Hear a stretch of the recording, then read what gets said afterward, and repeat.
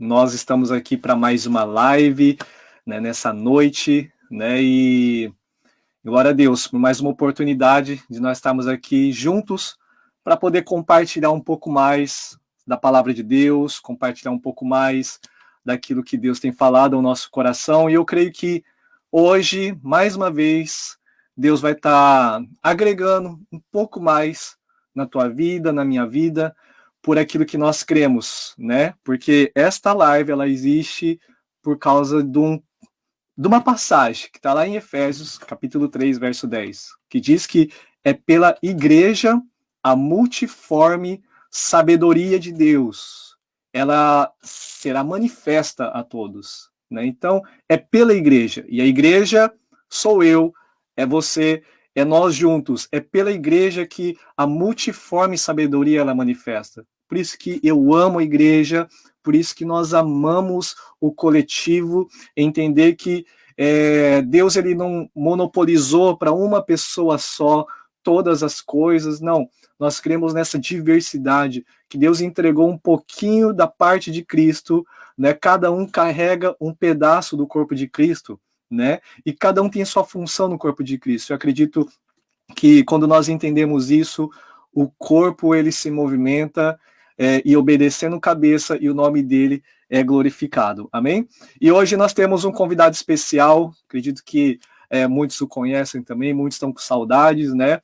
E é uma pessoa também que eu admiro muito, uma pessoa que, assim, nós, além de sermos amigos como pastores e tal, mas é aquele amigo que nós temos muita história também ali, mas isso fica mais entre algo pessoal, no sentido de aquele amigo que a gente que pode compartilhar tudo, que a gente pode compartilhar o nosso coração também, e a gente precisa de amigos assim, né? Amigos que nos fazem rir e rir bastante também, como amigos também que nos aconselham. Eu acredito que hoje também Deus vai fazer isso, né? Trazendo um pouco mais dessa sabedoria, né, nessa noite, e nós estamos com um tema sobre o desafio do envio, né? E nada melhor assim também de chamar então Pastor Nuno, né? Vou colocar então ele aqui na tela. Glória a Deus. E aí, Pastor Nuno? Paz, tudo bem? Paz, pastor, tudo bem? Como é que vão as coisas por aí? Bem-vindo aqui a Paris conosco. Muito bom, hein, pastor? Então, eu estava apresentando um pouquinho, né, falando um pouquinho do pastor, né, com relação a essa parte do desafio do envio, e o pastor Nuno, o senhor é alguém que já foi enviado, né, enviado a várias igrejas, tem uma experiência, foi enviado com um propósito, né? Então, eu gostaria de, nessa noite, a gente pudesse construir isso, né, pastor? Porque eu vejo algumas realidades, assim, até por Toyohashi também. Nós somos uma igreja, assim, bem pastoral, amamos cada um, queremos cuidar de cada um, né? Eu, particularmente, sou muito pastoral, né? E eu creio que nós precisamos transicionar um pouco de, além de ser uma igreja pastoral, ser uma igreja de envio, né? Ser uma igreja que prepara pessoas, prepara líderes para poder enviar, né, as nações, né? E o senhor foi enviado, né? O senhor não pulou de igreja em igreja, né? O senhor foi enviado, né, pastor? De certa forma, né? Nesta última para Paris já foi um envio, mas creio que direto de Deus, né? Gostaria de ter sido enviado pela Missão Apoio, por exemplo, mas não foi assim que aconteceu. Aliás, eu tentei resistir, e pedi ao pastor Machado para simplesmente me dar aquela palavra, não quer que você vá, e eu estaria em obediência e eu não iria porque eu não queria vir. Mas Deus, quando Deus envia, com certeza as coisas funcionam de forma diferente. Então, amém. Eu creio que essa questão do envio é muito importante. Agora, é importante eu dizer que, como é que eu ia dizer? Eu não... talvez eu possa ser um exemplo de alguém que foi enviado, mas eu não sou o exemplo de alguém que procura ser enviado, né? No sentido que todos os lugares para onde eu fui, nunca fui porque eu quis ir, porque eu estava pedindo, eu estava insatisfeito com o lugar onde eu estava e dizendo, Deus, Deus muda-me daqui, estou insatisfeito. Ou então, algo, e não estou a dizer que é errado isso, mas eu ouço muitos colegas, muitos pastores dizendo assim, acho que o meu tempo aqui acabou, acho que... E eu, pelo menos, nunca tive essa sensação que o meu tempo tinha acabado. Eu sempre, quando eu fui para outro lugar, foi resultado de uma surpresa, de Deus interromper a minha história e dizer, agora vou-te levar, porque eu sempre tive aquela sensação, e essa, talvez pelo facto de ter morado em vários países, eu sempre tive aquele conceito de chegar a uma cidade, chegar a uma igreja e dizer, Deus, obrigado por esta igreja, obrigado por esta cidade, esta é a melhor cidade do mundo, este é o melhor país do mundo, esta é a melhor igreja do mundo, este é o melhor bairro do mundo, e de amar o que eu tenho e nunca ficar olhando para trás, claro, há uma saudade, mas mais das pessoas, e nunca estar olhando, eu gostaria de ser pastor daquela igreja, ou em tal cidade, tal país, ou quando me aposentar, voltar para o paraíso, que no meu caso é Portugal, né? Mas eu nunca tive esse conceito, né? E mesmo a Cibele achava estranho, porque ela sempre dizia, eu não gostaria de passar a nossa velhice no Japão, e eu gostaria de passar em Portugal e tudo. E eu dizia, eu não consigo pensar assim, eu sempre estou satisfeito com o lugar que eu estou e estou disposto a ficar ali até morrer. Mas sempre, eu creio que quando nós temos esse propósito... Eu não sei se é um coração missionário. Eu creio que um coração missionário, talvez, é aquele que diz, Senhor, eu quero ir para outros lugares e tal. E eu nunca tive esse conceito. Mesmo ter ido para o Japão, não foi alguma coisa que eu imaginei ou desejei. Eu não tinha nenhuma paixão pelos países asiáticos. Eu não gostava da comida, nem da cultura, nem da roupa. A única coisa asiática que eu gostava era Bruce Lee e Jackie Chan. Era a única coisa que eu tinha alguma... E aí Deus deu a oportunidade de eu conhecer o pastor Edinho. Então, só para fazer essa parte. Mas assim, tirando isso... Agora, claro, eu cheguei no Japão e todo lugar onde eu tenho chegado, eu me apaixono, porque eu entendo que Deus tem o melhor preparado para nós. Então, o que eu posso dizer é assim, o meu conceito de vida, e eu creio que Deus pode fazer isso na vida de outros, é dizer, Senhor Santos, obrigado por aquilo que o Senhor me deu, muito ou pouco, pequeno ou grande, né? E quando você está completamente satisfeito, eu creio que Deus tem liberdade de te levar para outros lugares. Eu aceito as loucuras de Deus, é só isso. Acho que a única coisa que eu vejo é que eu não tenho medo, posso até resistir inicialmente, mas eu não tenho medo. Então, o facto de eu estar na França, eu tenho a certeza absoluta, foi Deus, porque não era um pensamento meu. Mesmo quando eu fui convidado, eu disse não pelo menos 3 vezes, eu tentei resistir, mas Deus disse, não, eu quero, né? E eu deixei algo que para mim era confortável e eu vim para uma situação desconfortável, aprender uma nova língua. Mas eu posso confirmar, não somente no Japão, onde eu sempre deixei igreja, onde eu estava num certo conforto, onde já tinha construído algo, para ir para um lugar novo, que estava com desafios, ou sem salário, alguma coisa assim. Mas eu posso dizer com toda a convicção, se Deus chama, se não é uma coisa que você está querendo, tipo, eu estou querendo ir para lá porque eu não me sinto mais bem aqui e tal. A minha pergunta é, como é que você sabe que é Deus? Porque existe algo seu aí. Existe uma insatisfação sua. Você sempre vai ficar na tua mente, será que realmente foi Deus? Ou será que foi a minha insatisfação dizendo, Deus, eu não aguento mais ficar aqui? E Deus, na sua misericórdia, até te leva para outro lugar, mas eu não sei. Eu prefiro ter a certeza que foi Deus mesmo, que não houve nada meu dizendo assim, uau, eu quero ir para aquele lugar.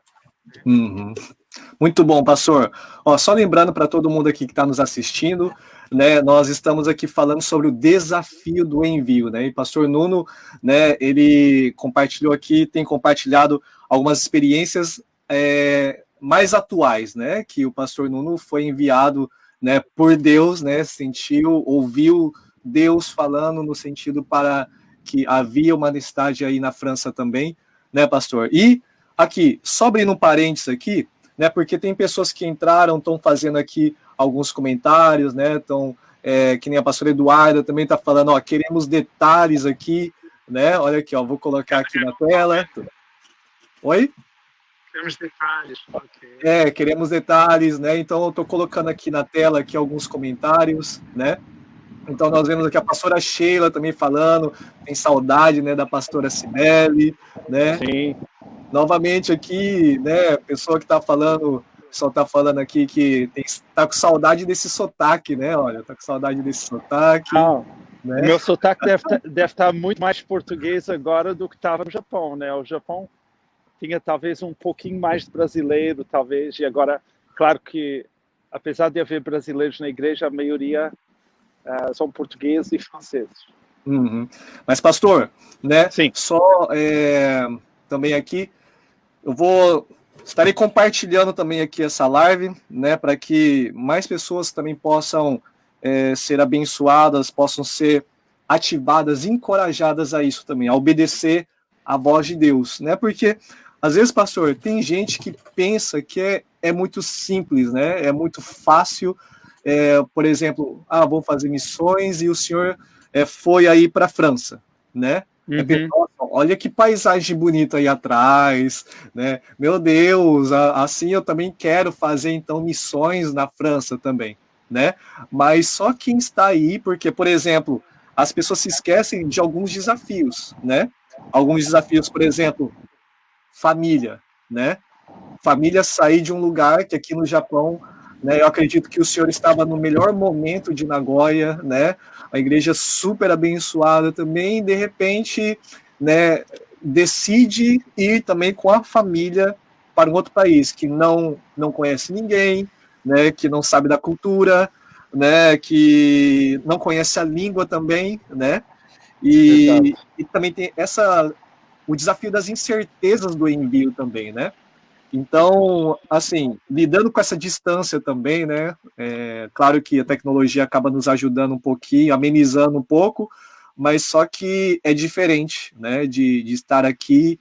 E eu queria que o senhor comentasse um pouco como que foi esse desafio para lidar assim com a família, por exemplo, com os filhos, com a esposa, em deixar tudo, né? E lidar com as incertezas e com essa distância do mundo, né? E falar um pouco da realidade da França aí. Óbvio que foi um desafio. As minhas filhas não queriam ir inicialmente. Eu falei para a Ruth e para a Miriam. No caso, a Ruth tinha 18 anos, a Miriam tinha 16. E elas logo começaram a chorar quando nós falamos das possibilidades. Nós não queríamos vir, ainda não tínhamos dito sim, mas nós dissemos, olha, filhas, nós queremos que Deus confirme no vosso coração, o vosso futuro está em jogo, nós sabemos que não se muda de país para um lugar onde não se fala a língua, depois dos 12 anos, quer dizer, porque mesmo que aprendam a língua, sempre vai haver um sotaque, uma pronúncia estrangeira. E vocês, né, a Ruth estava terminando o Coco, a Mia estava terminando o Chugaku, então não era um momento ideal. A Bibi tinha 8 anos, não era problemático. Então eu disse, olha, se Deus não confirmar no vosso coração, nenhum de nós vai. E aliás, eu nem quero ir.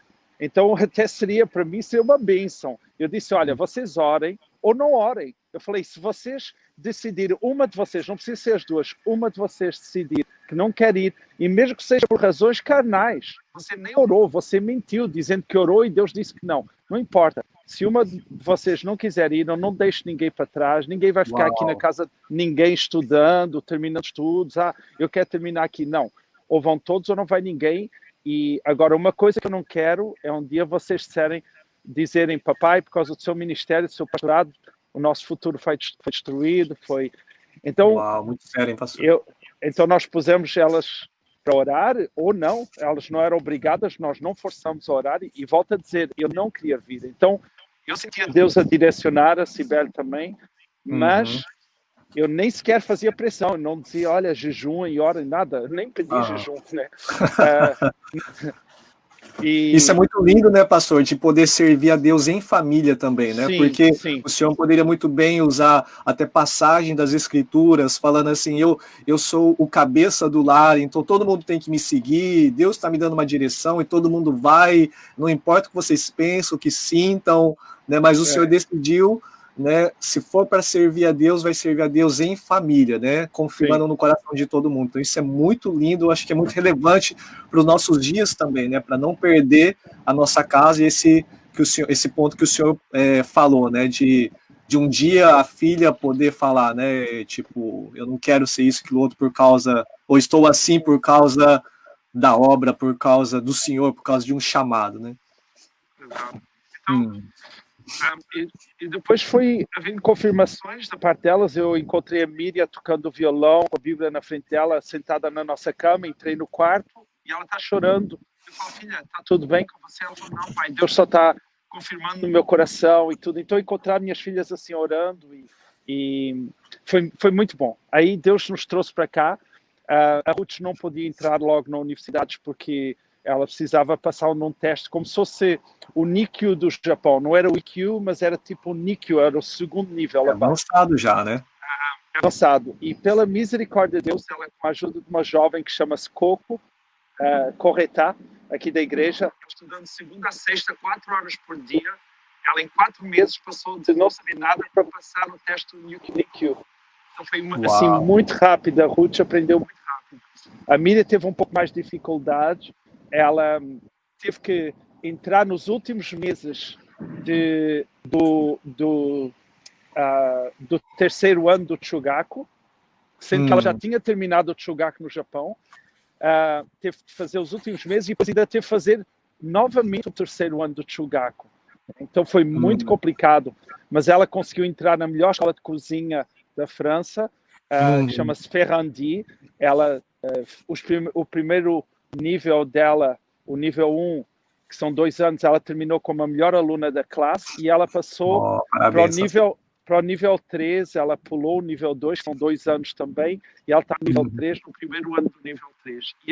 E a Ruth entrou em marketing e comunicação na universidade. A Bibi foi para a escola no meio do ano. Todos sabem que entrar no meio do ano numa escola, quando você fala a língua, o mesmo país, mas só de mudar de bairro ou de país ou de cidade, já é terrível, porque você entra no meio, todo mundo já está enturmado, você entra fora, tudo. Sim. Então, ela não sabia nem sequer a língua. E no primeiro dia, minhas filhas nunca sofreram IGM no Japão, sempre foram muito amadas. E aqui na escola, no primeiro dia, depois daquele dia de escola, ela recebeu um bilhete e tinha uma ameaça de uma menina dizendo que ia bater nela porque ela tinha roubado as amigas e tudo. E nós pensamos, uau, como é que vamos fazer isto? E a nossa filha está debaixo de ameaça. E naquele dia, no segundo dia, ela podia ter chorado, dito, não quero mais ir à escola, está difícil. E eu e a Sibel levando ela no meio, assim, nós de mão dada, e falando, como é que vamos falar com a diretora e tudo. E a Bibi, com 8 anos, olhou para a gente e disse, papai, mamãe, não se preocupa, Deus está comigo. Então, sim, foi muitas coisas assim confortantes. Então, quando Deus está no negócio, óbvio que, como você diz assim, as pessoas olham e veem, uau, ele está em Paris, olha, onde ele mora, por exemplo, aqui, isto não é a minha casa, é a casa do meu empregado. Sério, pastor? Eu não vou mostrar a minha casa porque eu não quero escandalizar ninguém. Mas assim, muitas vezes as pessoas olham para a vida de um pastor ou para um missionário e veem de repente o lugar onde ele está ou aquilo que ele tem naquele momento e acham, uau, que maravilhoso, mas eles não veem o preço que foi pago, eles veem o resultado final, porque a verdade é que quando você obedece a Deus e você se dispõe a fazer o que os outros não querem fazer, você também desfruta do que os outros não vão desfrutar. E essa é a realidade, porque Deus é um Deus que te faz passar pela cisterna, te faz passar pela escravidão, te faz passar pela prisão. E se você tiver um espírito excelente e aceitar com excelência, porque o espírito excelente, como em José, não é com cara de quem chupou limão, né? Você não pode estar ali até a coisa melhorar, você está lá, nossa, que raiva, que triste. Não, um espírito excelente, não tem como você estar trabalhando, por melhor que você trabalhe, você está com cara feia, todo mundo sabe que você está desanimado. Eles não vão falar, olha, aquele cara tem um espírito excelente. Não é possível usar essa frase para alguém que está com cara feia. Espírito excelente não é apenas qualidade de serviço, ou qualidade de pregação, ou qualidade de evangelismo, é expressão facial. Né? Com um rei americano, um presidente americano, uma vez, acho que foi o Abraham Lincoln, alguém propôs um homem para fazer parte do ministério dele. E disse, olha, por que é que você não chama esta pessoa para fazer parte do ministério do país? E ele disse, não gosto da cara dele. E o outro disse assim, como é que você pode julgar alguém pela aparência, pelo rosto dela, pela cara que ela faz? E ele disse, olha, qualquer pessoa acima de 40 anos que não sabe controlar a sua visão, o seu aspecto facial, não é digno de trabalhar comigo. Uau. Então eu creio que nós somos responsáveis pelas nossas expressões, pelas nossas... E Deus honra. Eu não digo que eu sou perfeito e assim, confesso que aqui, de todos os lugares onde eu já tive, este foi provavelmente o maior desafio, por várias razões, por ser um país diferente, por ter uma família já constituída, por ter que aprender uma língua, por ter largado ou deixado um conforto muito grande, uma igreja que nós vimos crescer de 12 pessoas para cerca de 150 e tinha o nosso DNA. Então, deixamos muita coisa assim que estão nos amando. Então, não é fácil, mas eu posso confirmar e digo com toda a convicção, quando nós aceitamos o desafio de Deus, por mais loucura que pareça, é sempre a melhor opção e Deus sempre vai prosperar. Agora, essa prosperidade tem os dias contados às vezes, porque eu posso estar bem aqui, Deus diz, ok, agora você vai para a Malásia, você vai para Moçambique, quer dizer, Deus pode interromper os planos a qualquer momento. Né?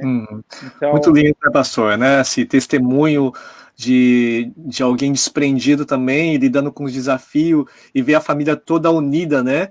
Independente das lutas que estão ali, então é uma lutando, outra orando, outra realmente assim, todos juntos mesmo, no mesmo propósito, né? Então, acho que isso foi essencial também, né? Para poder vocês estarem aí, né? Fundamentados, já estabilizados, vamos se dizer assim, né, porque não foi um chamado de uma pessoa, é servindo a Deus em família, né, então isso é algo que a gente tem prezado muito também aqui, né, pastor Nuno, essa questão de servir a Deus em família, né, às vezes a gente vai precisar desacelerar um pouco, mas para que toda a nossa família vá junto, né, porque às vezes nós queremos correr tanto, e depois nós temos que voltar tudo de novo para consertar várias coisas que ficou pendentes, né.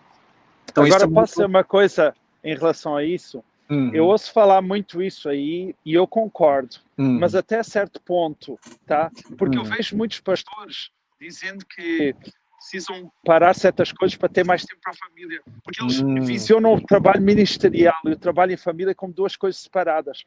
E eu não vejo assim. Eu creio que não há nada mais lindo para mim, não há nenhum momento de família mais precioso quando nós estamos servindo a Deus, louvando. Eu vendo a Ruth no teclado, a Miriam no violão, a Bibi aprender bateria, né? E seja dentro de casa, no momento de célula, de oração juntos, de leitura da palavra, de comunhão, como na igreja, né? De eu dizer para a minha filha, por exemplo, no domingo de manhã, quando nós estamos fazendo um trabalho no campo, eu dizia, Ruth, Miriam, é o único dia que vocês têm livre, fiquem dormindo, isto é a minha responsabilidade, vocês já vão no culto à tarde. Não precisam vir ajudar no louvor. E elas dizem para mim, papai, nós amamos servir a Deus, entende? Então, vir delas. Então, eu acho que quando você consegue equipar a sua família, por exemplo, as minhas filhas no Japão, eu nunca aceitei elas fazerem bukatsu. Eu nunca aceitei o condicionamento cultural do Japão. De dizer assim, você tem que fazer bocados para ter melhores notas para entrar no coco. Eu não quero saber, eu sempre disse para as minhas filhas, mesmo que vocês não alcancem os lugares mais altos, mas que vocês estejam na presença de Deus, porque o que é que importa morrer com joias no pescoço e uma boa casa e estar longe de Deus, não ter azeite na lamparina? Eu prefiro as minhas filhas pobres. E essa palavra também... Deus. No Japão, pastor, acho que isso é muito relevante também para nós, porque acho que muitos de nós, assim, acaba cedendo muito os nossos filhos para o Bukatsu. E a gente vê que justamente nesse tempo do Bukatsu é onde acaba se formando muito do caráter da pessoa, as amizades ali também, e acaba tendo mais tempo com essas amizades do que com a própria igreja, com os próprios pais também, e onde uma geração acaba se perdendo também ali, né? Então, nós também aqui, graças a Deus, temos visto dessa forma também, né? Eu lembro da situação muito claramente. Eu estava em Gifu e eu passei numa concessionária da Citroën, tinham lançado o D3, até foi engraçado, porque foi anos antes de eu ser chamado para a França, mas eu estava vindo no carro francês. Eu estava vendo aquele carro e o homem disse assim, você gostou do carro? Eu disse, sim, mas é muito pequeno, né? Tem 5 lugares. Ele falou, você tem quantas pessoas na família? Eu falei, 5, somos eu e 3, a minha esposa e 3 filhas. Ele falou, qual a idade das suas filhas? Eu disse o nome da Ruth, que ela ia entrar no Tchugaku. E ele disse, não, mas não é 5, é 4. Eu disse, não, mas eu acabei de dizer que a minha família são 5 pessoas. E ele disse, não, 4. Eu disse, o senhor não está me ouvindo? E ele disse, não, sua filha vai entrar no Tchugaku, você não vai ver mais a sua filha. Você não vai, você pode já calcular que não vai viajar mais com a sua filha. Eu até falei em português para ele, disse, está amarrada em nome de Jesus, entende? E eu cheguei em casa determinado que as minhas filhas não fariam bocados. E eu quero dizer uma coisa, as minhas filhas estão bem com Deus, não perderam nenhuma oportunidade profissional, nem de estudos, por causa dessa decisão. E espiritualmente estão muito bem, porque quando nós andamos pela nossa força, aproveitamos tudo o que o país e as escolas têm para nos dar e pomos Deus em segundo plano, realmente você vai longe, mas o teu limite é a tua capacidade, o teu limite é a tua inteligência. Agora, quando você abre mão de algumas coisas e perde a sua vida, perde oportunidades, perde Sodomas e Gomorras do mundo por Deus, aí o limite é Deus, e Deus não tem limite. Aí ele abre portas e põe em lugares para qual você não está qualificado. E é isso que eu tenho visto as minhas filhas, serem postas em situações. A Miriam, ela teve oferta de emprego para trabalhar no restaurante, não longe daqui, o Hotel de Crillon, em que uma noite, na suíte presidencial, nem vou falar o preço aqui, é escandaloso. E tem 2 restaurantes, 3 estrelas lá dentro. Então, assim... Deus é quem dá oportunidades, então eu creio que quando nós priorizamos ao Senhor, Ele faz grandes coisas. Glória a Deus. Tem uma irmã aqui, irmã Dulcelene, está perguntando o que é Bukatsu, né? Que tem pessoas que também não são do Japão, que está assistindo também a live, né? E Bukatsu é aquelas atividades extras, né? Que tem ali na escola, né? Um esporte escolar, né? Como a pastora Cibele também colocou aqui, né? Onde muitas vezes a escola japonesa obriga, né? Os alunos, os filhos, né? A participarem de tudo isso, né? E isso vai contar ponto, não sei o que mais e tal. Mas sendo que não é tão bem assim, né? Eles, na verdade, colocam tudo isso também para ter aprender a ver a comunidade, tem as motivações boas e tal, só que acabam roubando muito tempo, né, dos pais de estar com os filhos também. É claro, se é algo que ele vai se desenvolver ali, vai se profissionalizar em algum esporte, até aí a gente entende tudo, né? Mas o problema é quando nós, pais, entregamos nossos filhos, né, para a escola, para tudo, sendo que é a nossa responsabilidade, né?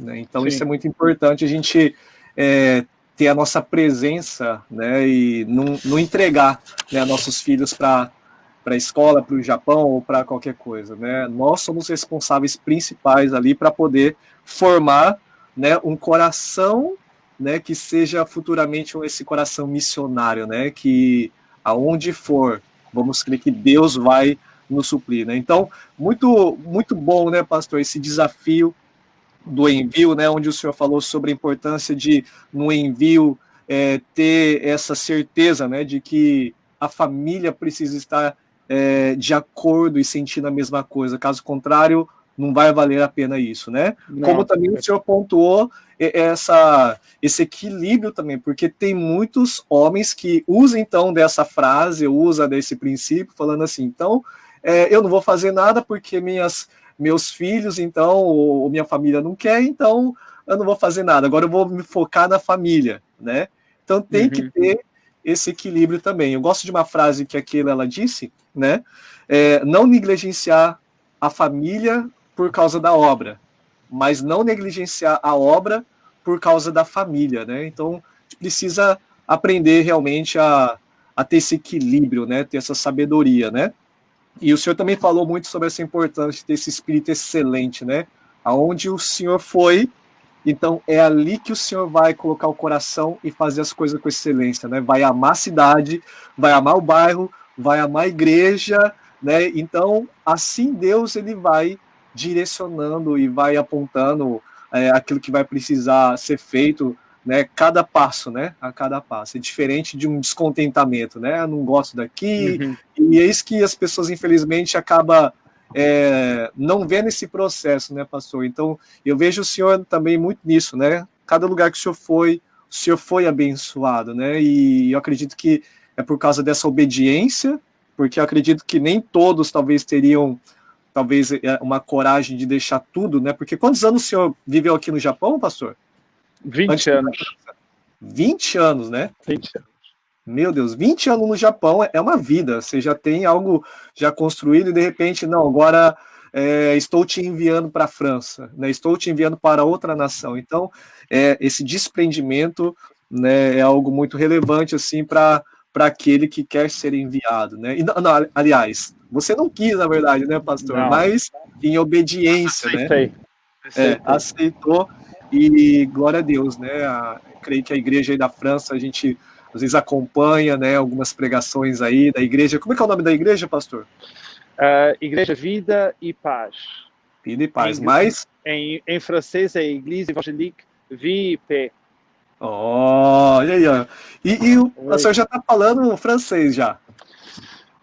Un petit peu, pas complètement, não totalmente, mas sim, já falo. Eu entendo tudo, falo com uma pronúncia um pouco americanizada, mas eles acham engraçado porque eu, como português, eles esperariam que eu tivesse uma pronúncia mais portuguesa, mas por causa da minha história da África do Sul e tudo, então é engraçado. Mas eu me viro. Eu só ainda não estou pregando, já preguei em francês. Mas normalmente, como eu tenho muito bons tradutores, eu faço cultos bilíngue. Eu prego em português e traduzo para o francês. Mas o objetivo é que eu venha a pregar só em francês.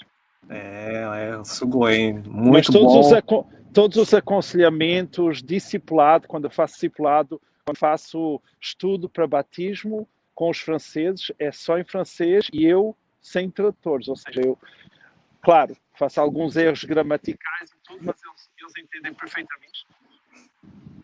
Eu sei que o senhor também tem uma facilidade para aprender outras línguas também, né? O senhor, Deus deu uma graça aí também e tudo, né? Mas como que o senhor conseguiu aprender o francês aí? Meter as caras mesmo? É muito estudo? Muita convivência?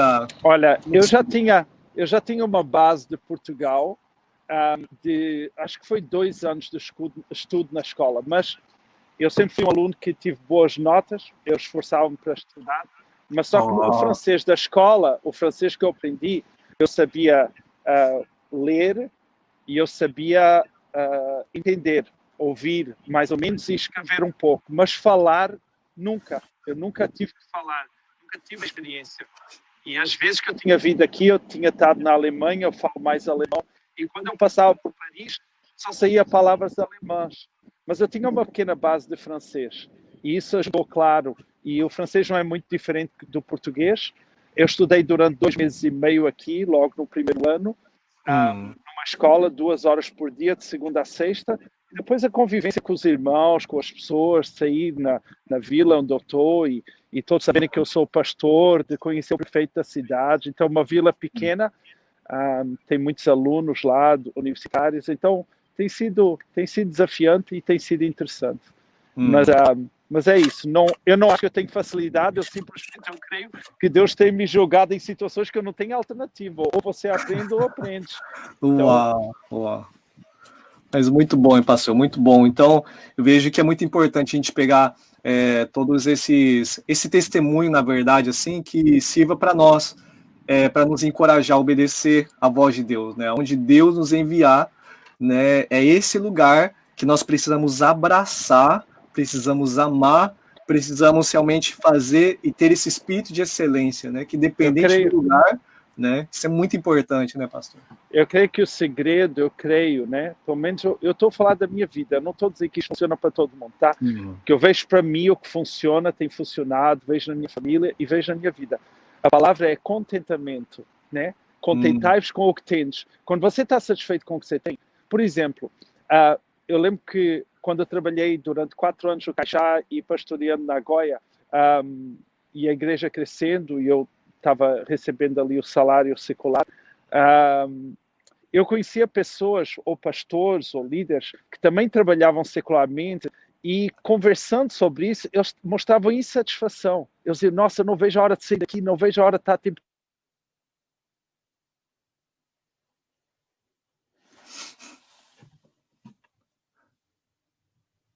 Pessoal, parece que cortou um pouco aqui. Desculpa. Pastor, Alô? Cortou. Alô? Travou a tela aqui, pastor. Alô, Akira? Alô? Tá ouvindo aí, pastor? Na live é assim, né? Na live Alô? pode acontecer alguns imprevistos.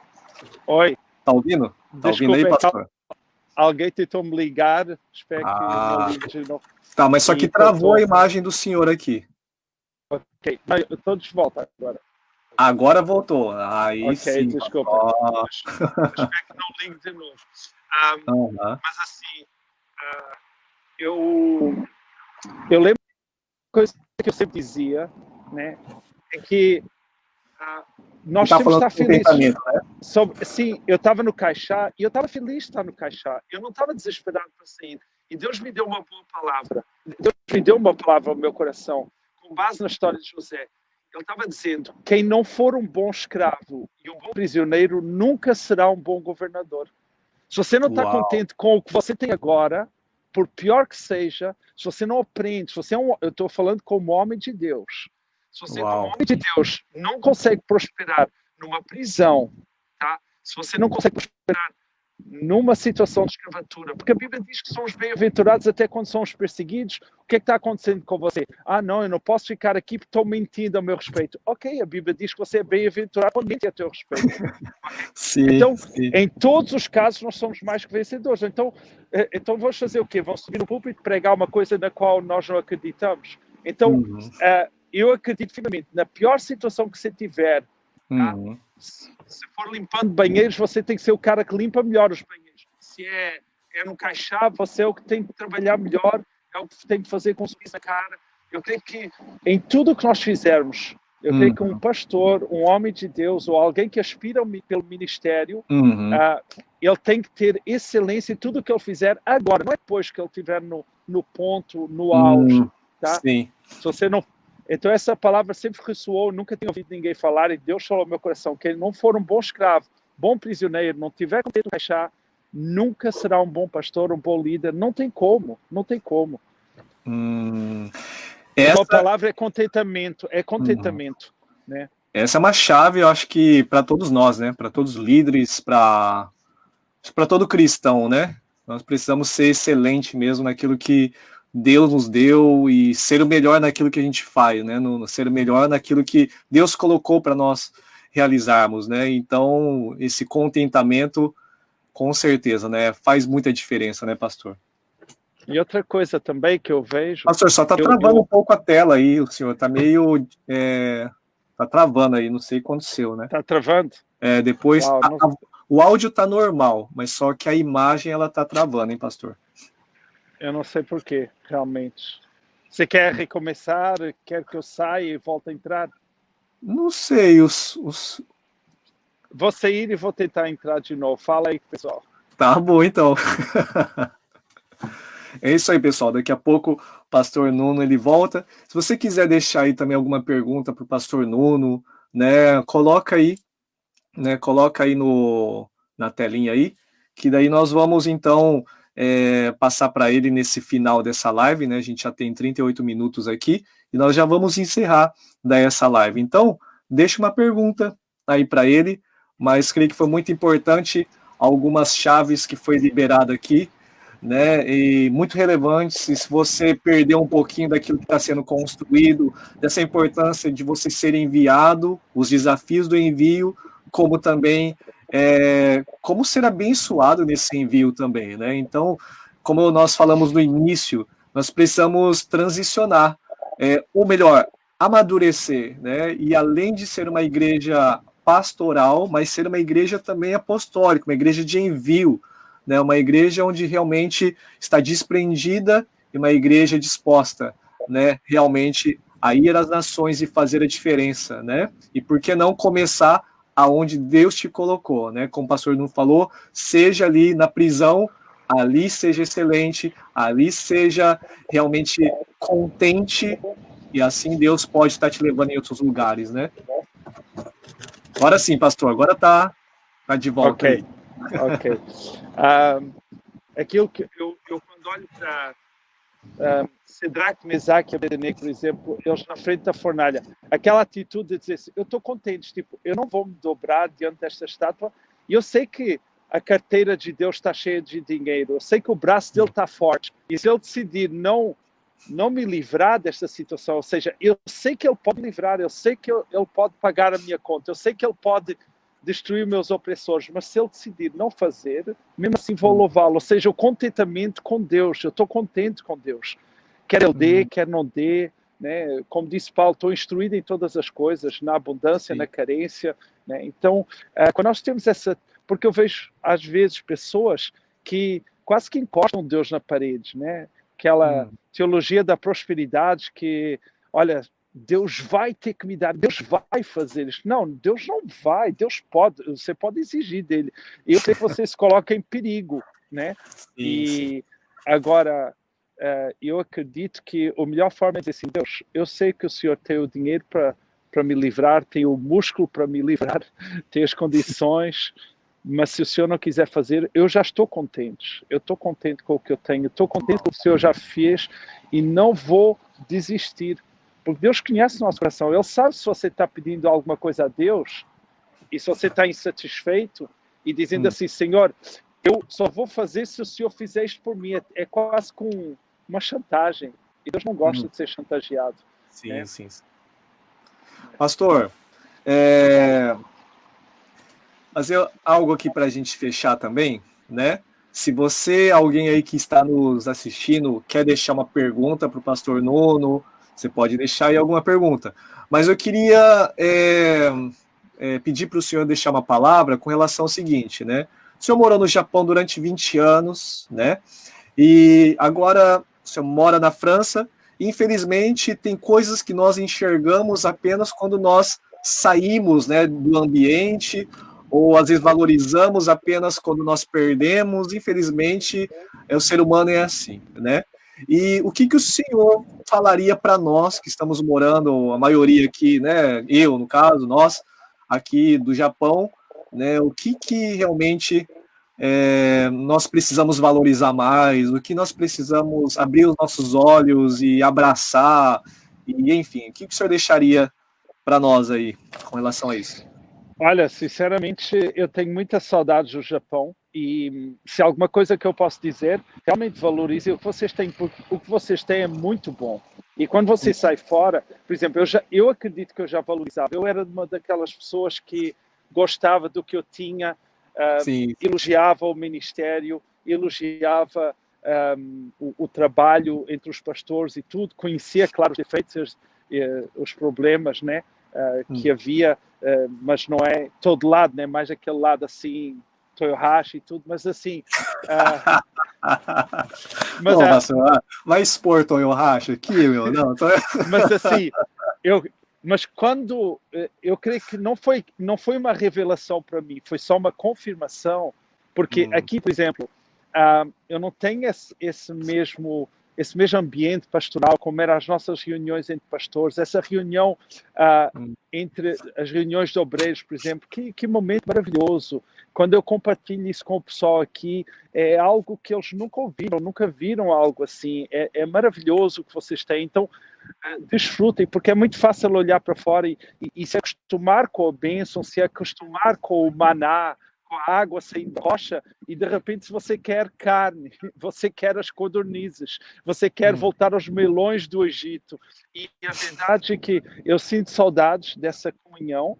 O que eu gosto do Japão, e vou falar claramente sobre a missão apoio, né? Porque é o lugar onde eu estive. Eu creio que pode ter muita mulher bonita por aí, muita loira de olhos azuis, muita morena, não importa. A minha mãe é a melhor mãe do mundo. Então, eu sempre vou falar do que é meu, né? Eu sempre vou elogiar a comida da minha mãe, a casa dos meus pais. Então, o lugar da minha mãe no Japão, o lugar onde eu tive, eu amo de todo o coração, e o melhor do mundo para mim foi a missão apoio.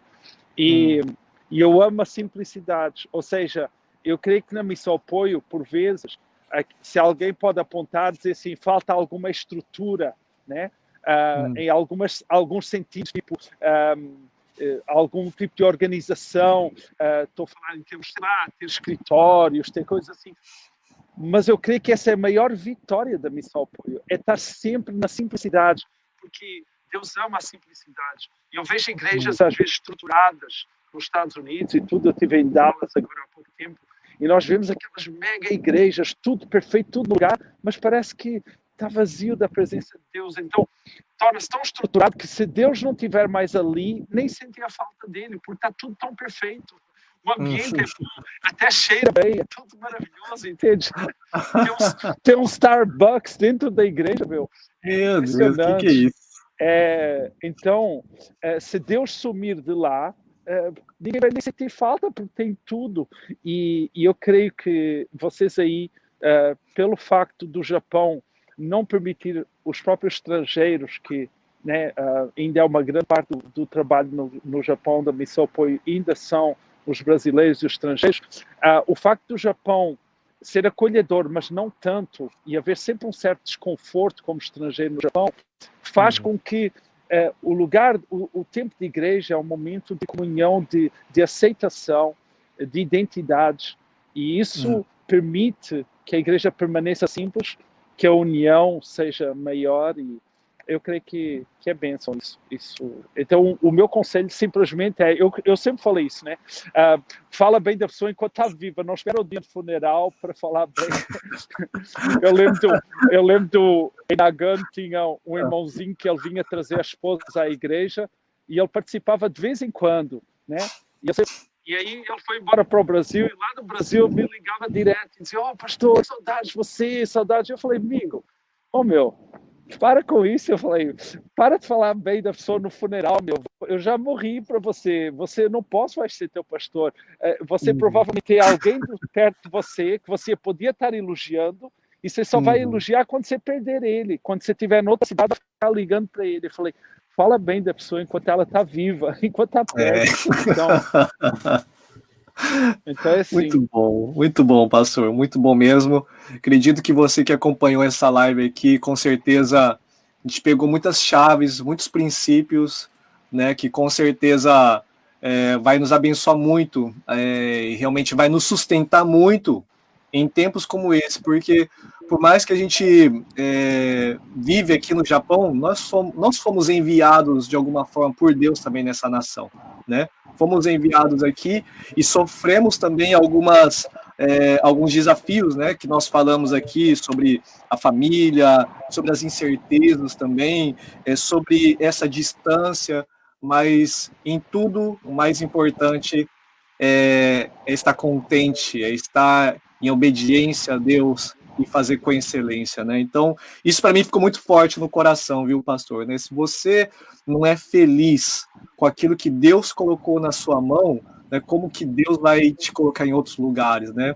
Se você não é excelente naquilo que Deus te colocou, então fica bem difícil, né? Muito bom, pastor, muito bom. E glória a Deus, né, por vários conselhos. Seu conselho eu posso dar para alguém, para um pastor, pelo menos que eu penso. Se você está desanimado, se você está triste com o que você tem, se você acha que gostaria de sair de onde você está, olha, eu não vou garantir, mas eu posso quase garantir que a pior coisa que você faz é sair daí. Porque outra coisa também, Deus não é um Deus que trabalha com pessoas derrotadas, né? Porque eu creio que você deve sair de cabeça erguida de cada lugar, missão cumprida, né? Entende? Uau! Muito então, bom, hein, pastor? Deus não trabalha com fugitivos, né? Deus trabalha com homens que podem ter sido amargurados de espírito e endividados, mas eles vão sair da caverna como valentes, né? Não tem como sair da caverna como... Deus não trabalha com pessoas que ainda são endividados, ainda são amargurados de espírito. Ele trata-nos, Ele cuida, Ele restaura-nos, e nós temos de sair em vitória. Eu creio nisso. Amém. Ó, pastor Eduardo aqui está perguntando, tem alguém aí com você, pastor? Se tem alguém aqui, não sei, talvez, aqui não. Eu estou aqui, se vocês quiserem, por exemplo, se alguém vier visitar-me em Paris, pronto, se for eu a pagar, nós vamos ao McDonald's. Se foram vocês a pagar, nós podemos comer aqui, tá? Este é um restaurante, chama Le Doyen, tá? É o lugar onde o Napoleão ele vinha comer, tá? Uma refeição aqui é mais ou menos uns 60 mil ienes por pessoa, tá? só precisa de esperar 1 mês e meio para conseguir uma vaga. É um dos presidentes que vem comer, então fiquem à vontade para me trazer aqui, tá bom? Eu nunca vi, né? Então... pastor, mas que bom, muito bom, pastor, né? Toda vez que a gente também tem esse tempo para conversar, né? A gente sempre sai edificado também, né? E aprendo muito com o senhor. Vejo algo no senhor com relação também, até mesmo aos pastores também, muitos conselhos que nos fortalecem bastante. Então, quero agradecer, viu, pastor, sempre pelo carinho, até mesmo pela paciência, né, pastor? Porque às vezes a gente tem os nossos os nossos fights aí e tal, né? Mas glória a Deus, é aí que fortalece a amizade, aí que a gente vê a amizade sincera, né? E a gente tem muita brincadeira junto aí, muita história junto, então é muito gostoso ter essa liberdade, né? De nós poder falar o que a gente pensa, né? Não, eu não me preocupo, que eu sei que, né, tem a proteção de Deus, porque, né, a Bíblia deixa claro que aqueles que brincam com pessoas carecas é perigoso, né? Os ursos e tudo, né? Ei, pastor. Mas que bom. Ô, pastor, estão falando que esse fundo aí atrás é um estúdio, né? Que tá bonito. É um estúdio aí atrás, né? O estúdio, assim, que é uma farsa. Ah, sim, claro, claro. Não, mas aqui atrás, aqui é o que nós chamamos de Petit Palais, é o pequeno palácio, do outro lado está o Grand Palais. Aqui, esta avenida aqui é a Avenida dos Champs-Élysées. Atrás de mim, nós não conseguimos ver aqui para este lado, a mais ou menos uns 2 km, temos a Torre Eiffel. Oh. Mas só para vocês verem o quanto eu amo Paris, tá? Já estou aqui há 4 anos, já tinha vindo aqui umas 4 ou 5 vezes antes. Eu nunca subi na Torre Eiffel, tá? Eu conheço pessoas que só tiveram 3 dias em Paris e subiram a Torre Eiffel. Então, apesar que eu gosto de morar aqui, eu não sou aquela pessoa extremamente curiosa que, eu tenho que subir ali, tenho que ir ali. Estou numa cidade legal, é bonito, mas nunca subi a Torre Eiffel. Eu penso, talvez quando tiver 25 anos casado com a Cibele, vamos lá comer num restaurantezinho, talvez, um dia. E já tem quantos anos aí de casado também, pastor? Vamos fazer 24 anos agora em junho, se Deus quiser. Então, é 1 ano e meio. Então, 1 ano e meio, daqui 1 ano e meio, então vai subir lá, né? Na torre e comemorar, então, né? Sim, 25 anos, hein? Mas que benção, hein, pastor? Mas que bom, pastor. Mais uma vez, então, fica aqui nosso agradecimento aí, né? Então, vai ficar gravado essa live aqui, né? E que Deus abençoe a todos, né? Semana que vem, nós estaremos aqui no mesmo horário, né? Se Deus assim permitir, a partir das 11 horas da noite, né? E eu tenho sentido no coração disso, sabe? A semana passada foi com o pastor Edinho, e a gente pôde compartilhar vários aprendizados do ano passado, palavras para esse ano. Então é muito gostoso ouvir pessoas onde Deus, de alguma forma, depositou algo, né? E quando há essa honra, né, com relação a que você tem com a pessoa, né, com relação a entender que a pessoa carrega algo da parte de Deus, você é abençoado, você é edificado. Então isso a gente precisa aprender a honrar mais, e assim nós sermos aperfeiçoados, edificados. Isso é a multiforme sabedoria de Deus, né, sendo manifesta. Então foi muito bênção, e que Deus abençoe tua vida, né? E continuamos aí, e que venha ter mais oportunidades, que Deus continue abençoando aí na França também, né, pastor? Continua orando por nós também aqui no Japão, né? E amamos muito aí a família de vocês. E quem sabe um dia, se assim Deus permitir, a gente possa, né, nos rever, nos visitar, né, aqui, ou visitando aí, ou o senhor realmente vindo para cá também, né? Se Deus quiser, se não houver problemas do coronavírus, nós temos passagem marcada, eu, a Cibele e a Bibi, para dia 16 de abril. Só está 2 semanas, só 2 semanas. Bonjour. Então é isso. Bonjour. Não é que tem um pessoal aqui, bonjour. E eles estão a olhar para mim, né? Quem sabe eles me oferecem uma refeição de graça. A probabilidade é que eles querem ajudar a lavar a louça. Então... Ai, pastor. Deus abençoe. Amém, pastor. Um abraço, então. Um abraço para todos. Tchau, paz para todos. Tchau, gente. Um beijo, tchau, paz. Tchau.